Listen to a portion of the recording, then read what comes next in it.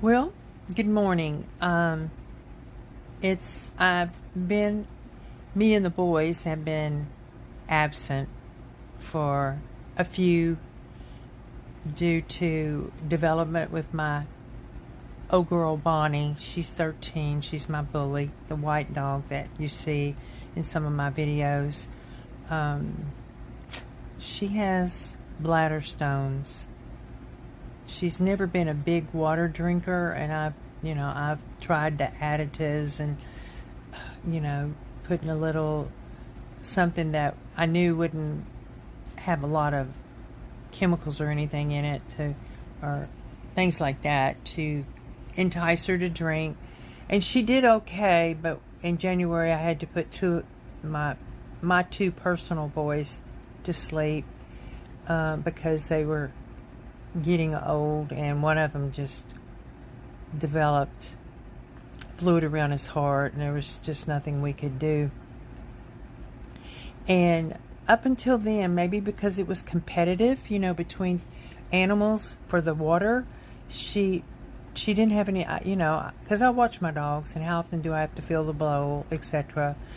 But once they were not in the house with her, I noticed that her water usage really started to drop, and I've done everything I can think of short of her living on broth, which maybe wouldn't have been a bad idea. And I had read that older dogs stay in a state of dehydration, which that became concerning to me. But anyway, long story short, she got a hold of a cooked chicken wing, my fault, and took her to the vet to get her x-rayed. They found bladder stones and dehydration. Heads up to all the pet parents. Dehydration, which can be a constant state for older pets, you really have to start watching their water intake. I can't fix the bladder stones. There's too many. They're too big. So we're just sort of like in a hospice state. We're watching. But sardine water. Put sardines in the water, and Bonnie will drink to her heart's content.